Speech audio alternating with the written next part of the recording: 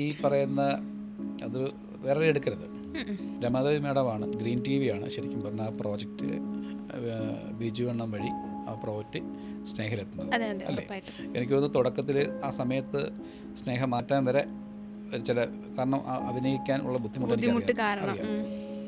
മേഡമാണ് ശരിക്കും പറഞ്ഞാൽ അത് ഓക്കെയാണ്, ആ കുട്ടി ഓക്കെയാണ്, ഒരു പ്രശ്നമില്ല. കാരണം ഇപ്പം ഇൻ്റർവ്യൂവിൽ വന്ന പോലെയാണ്, ഭയങ്കര ടെൻഷനായിരുന്നു. പക്ഷേ അന്ന് മേഡത്തിൻ്റെ എനിക്കറിയാം, ഞാൻ കണ്ടിട്ടുണ്ട്, കേട്ടിട്ടുണ്ട്, ബിജുവണ്ണൊക്കെ ഭയങ്കര റിസ്ക് എടുത്താണ് അഭിനയിപ്പിച്ചത്. പക്ഷേ എപ്പോഴെങ്കിലും അവരോട് ആ കമ്പനിയോട് ഒരു നീതി കാണിച്ചിട്ടുണ്ടോ? ഇല്ല ചേട്ടാ, അങ്ങനെയല്ല.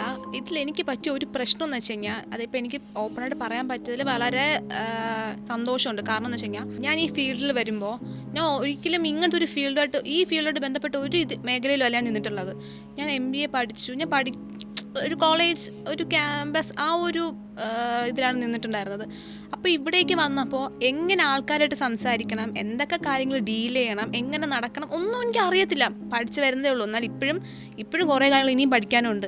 ഈ ഇൻഡസ്ട്രി എന്ന് വെച്ച് കഴിഞ്ഞാൽ നമുക്ക് ഒട്ടും പഠിക്കാൻ പറ്റാത്തൊരു ഇൻഡസ്ട്രിയാണ് സത്യം പറഞ്ഞു കഴിഞ്ഞാൽ. അപ്പം എനിക്കിവിടെ പറ്റിപ്പോയ ഒരു അബദ്ധം എന്ന് വെച്ച് കഴിഞ്ഞാൽ, ശ്യാമാവനം ചെയ്ത് കഴിഞ്ഞതിന് ശേഷം ഈ പ്രോജക്റ്റ് മാമിൻ്റെ കയ്യിൽ നിന്ന്, ഇപ്പം മാമും ഇത് എന്താ പറയുക മാറിയല്ലോ. അപ്പോൾ അതിനുശേഷം വേറൊരു പ്രൊഡ്യൂസർ വന്നു, മുഹമ്മദ് ആസിഫ് എന്നൊരു പ്രൊഡ്യൂസർ വന്നു. അപ്പോൾ ആ പ്രൊഡ്യൂസർ വന്ന സമയത്ത് എനിക്കറിയത്തില്ല ചേട്ടാ, ഇത് എന്നെ ദിവസം ഇങ്ങനെ തലേ ദിവസം നമുക്കിപ്പോൾ നെക്സ്റ്റ് ഡേ ഷൂട്ടുണ്ടെങ്കിൽ വൈകുന്നേരം വിളിച്ചു പറയും, സ്നേഹ നാളെ ഷൂട്ടുണ്ട്, ഇതാണ് പിക്കപ്പ് ടൈം പറയുന്നു, കാര്യം കഴിയുന്നു, നമ്മൾ ഓക്കെ വെക്കുന്നു. ഇതിൻ്റെ അകത്ത് നടക്കുന്ന ഒരു കാര്യങ്ങളും നമുക്ക് അറിയത്തില്ല. മാം മാറിയ കാര്യമോ അല്ലെങ്കിൽ ഈ പ്രോജക്റ്റിന് എന്ത് സംഭവിക്കുന്ന കാര്യങ്ങളൊന്നും നമുക്ക് അറിയത്തില്ല. നമ്മളിങ്ങനെ ഒരാൾ വൈകുന്നേരം വിളിച്ചു പറയുന്നു, നമ്മൾ നെക്സ്റ്റ് ഡേ രാവിലെ ഇറങ്ങി നിൽക്കുന്നു, പിക്കപ്പ് വരുന്നു, പോകുന്നു, ലൊക്കേഷനിൽ പോകുന്നു, അങ്ങനെയല്ലേ.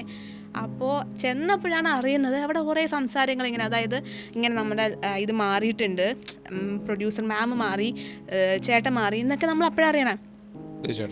എല്ലാവരും മാറി എന്നൊക്കെ അവിടെ ഉള്ള ടോക്കിലാണ് നമ്മൾ അറിയുന്നത്. ഇല്ല, മാമിനെ ഞാൻ കോണ്ടാക്ട് ചെയ്തിട്ടുണ്ടായിരുന്നു, പക്ഷെ ഉടനെ തന്നെ മാമിനെ കോണ്ടാക്ട് ചെയ്തിട്ടുണ്ടായിരുന്നില്ല. എനിക്ക് അറിയത്തില്ല ഞാൻ എന്താ ചെയ്യേണ്ടത്, എനിക്ക് അറിയത്തില്ല ചേട്ടാ. ഞാൻ എന്താ ആണ് ഉറപ്പായിട്ടും സ്വാഭാവികമായിട്ടും ഇപ്പം നമ്മൾ വന്നത് എങ്ങനെയാണെന്ന് മനസ്സിലാക്കണമല്ലോ. അതെ ഉറപ്പായിട്ടും ആണ് ചേട്ടാ. പക്ഷെ ഞാൻ ബീച്ചേട്ടനെ വിളിച്ചിട്ടുണ്ടായിരുന്നു. ഞാൻ ബീച്ചേട്ടനെ വിളിച്ചിങ്ങനെ ചോദിച്ചു പറയാൻ എല്ലാം ചെയ്തിട്ടുണ്ടായിരുന്നു ബീച്ചേട്ടനെ.